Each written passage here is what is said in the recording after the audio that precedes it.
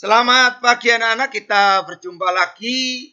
Pak Parlim pagi hari ini masih belajar tentang PPKN, yaitu kelas 11, bab ketiga, yaitu bicara tentang hukum. Kalau kemarin kita bicara tentang hukum di Indonesia, yaitu kita bicara tentang apa sih hukum, tujuannya buat kita itu apa sih hukum. Makanya hukum itu sifatnya memaksa. Kamu dimanapun berada, di situ pasti ada hukum. Hukum yang ada di lingkunganmu itu pasti memaksa. Kalau tidak memaksa hukum, bagaimana kita hidup? Tidak bisa tenang. Makanya sesi kedua tentang bab 3 PPKN kelas 11 ini kita masih bicara tentang sistem hukum di Indonesia. Yang kedua, penggolongan hukum. Fungsi hukum antara lain alat mengatur tata tertib hubungan masyarakat. Jadi mengatur tata tertib. Entah itu kamu di SMA Stanis, entah itu kamu di masyarakat, entah itu kamu di hutan, pasti ada aturan tata tertib.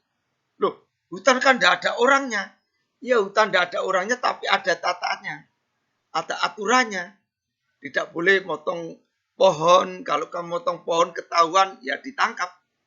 Tidak boleh kamu memburu binatang yang langka. Kalau ketangkap ya masuk penjara. Semua ada tata tertibnya. Ya. Kemudian yang kedua, sarana mewujudkan keadilan sosial lahir batin. Yang ketiga, penggerak pembangunan. Ya, jadi penggerak pembangunan. Tadi sudah saya sebutkan penggerak pembangunan. Jadi kalau hukum di masyarakat itu tidak berjalan, sering demo, maka tidak akan bisa membangun. Karena ngurusi demo aja seperti beberapa hari yang lalu ya. Demo besar di Indonesia. Kemudian,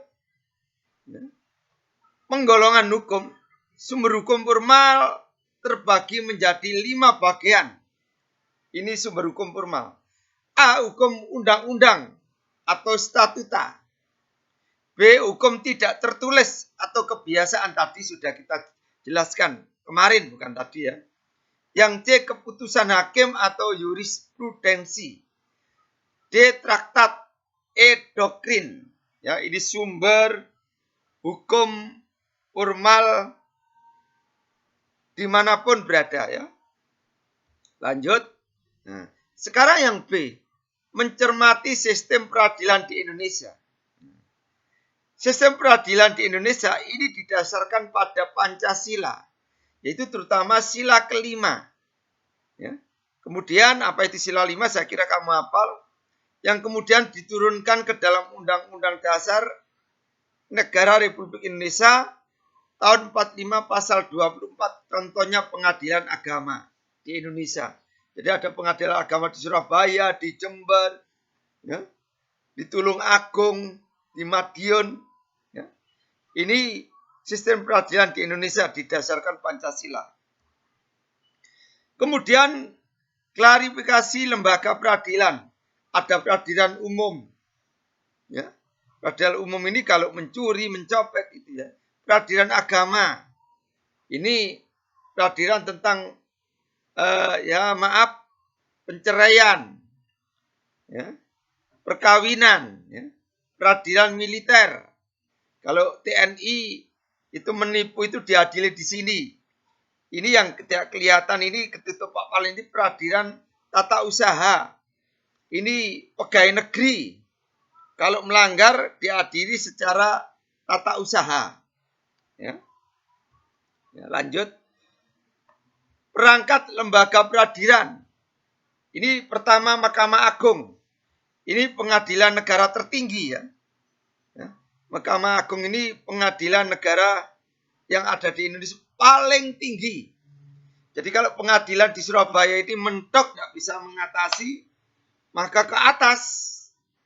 Makanya Mahkamah Agung ini biasanya pusatnya di ibu kota, di Jakarta. Ya.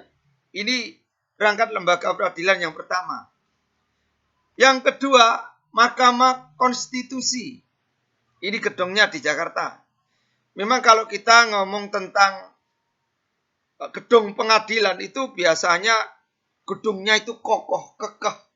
Banyak pilar-pilar atau cagak-cagak tiang-tiang yang besar-besar seperti ini. Ini identik dengan pengadilan. Kokoh gedungnya biasanya. Kalau di Surabaya, ya, gedung pengadilan kamu lihat, pasti gedungnya kokoh-kokoh, kuat-kuat. Cagaknya, tiangnya besar-besar. Ya. Mahkamah Konstitusi ini merupakan salah satu lembaga negara yang melakukan kekuasaan kehakiman secara merdeka, guna menyelenggarakan peradilan untuk menegakkan hukum dan keadilan. Ini yang kedua, Mahkamah Konstitusi. Yang ketiga, ya, Komisi Yudisial. Ini juga berkedudukan di ibu kota negara RI, disingkat KY. KY ini bersifat mandiri dan dalam pelaksanaannya wewenangnya bebas dari campur tangan pemerintah. Pemerintah itu ya Jokowi, ya, pemerintah, ya. Jadi mandiri, tidak boleh pemerintah ikut campur tangan. Ya. Ya. Masih mencermati sistem peradilan di kekuasaan kehakiman itu di lingkungan peradilan umum dilaksanakan oleh pengadilan negeri dan pengadilan tinggi. Ini peradilan umum. Jadi peradilan umum itu dilaksanakan di pengadilan negeri dan pengadilan tinggi. Ya. Masih perangkat lembaga pengadilan. Kekuasaan kehakiman itu di lingkungan peradilan agama. Makanya ada pengadilan agama Surabaya, Jember, Mojokerto, ya. Itu oleh pengadilan agama dan pengadilan tinggi agama. Ya. Ini pengadilan agama. Perkawinan, perceraian itu diloloskan oleh peradilan agama. Ya. Masih B. Peradilan militer. Jadi kalau ada militer yang melanggar tata tertib, maka dia diadili di militer. Ya. Pengadilan militer utama, pengadilan militer pertempuran, ya. Ini pengadilan militer. Jadi kalau tentara salah, itu yang mengadili bukan pengadilan umum tapi militer khusus. Peradilan tata usaha. Ini salah satu pelaku kekuasaan kehakiman bagi rakyat mencari keadilan terhadap sengketa tata usaha negara. Jadi biasanya pengadilan negeri atau pegawai negeri ini ada masalah, ini diadili di tata usaha negara. Kamu lihat gedung pengadilan, ya, kokoh-kokoh, ya, cagaknya, tiangnya. Ya. Kemudian menampilkan sikap yang sesuai dengan hukum. Yang pertama, sikap yang sesuai dengan hukum.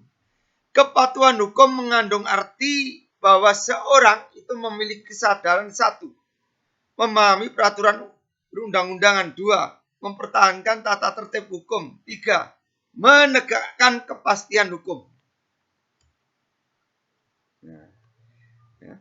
Dapatkah kamu memberikan contoh sikap yang sesuai dengan hukum? Entah itu di keluargamu, di SMA, di masyarakat. Berilah contoh bahwa kamu mentaati hukum. Ya. Bagaimana caranya? Beri contoh sendiri. Contoh menjadi orang baik di lingkungan, keluarga, di masyarakat, di sekolahmu itu gimana? Nah, perilaku yang tidak sesuai dengan hukum, yang masuk penjara, dikecrek, diborgol. Pasti itu. Ya, pasti, ya. Ya. Menurut pasal 10 Kitab Undang-Undang KUHP, jenis hukuman pidana itu dijatuhkan orang yang melanggar hukum. Ya. Ya. Baik, saya kira itu materi pagi hari ini tentang hukum di Indonesia. Jadi sekali hukum itu sifatnya memaksa, kamu dimanapun berada, hai kelas 11, baik IPA maupun IPS, di mana kamu berada, di situ kamu harus mentaati hukum. Hukum itu sifatnya memaksa kalian, ya, supaya hidupmu itu tenang, dilindungi, ya. Baik, saya kira ini sesi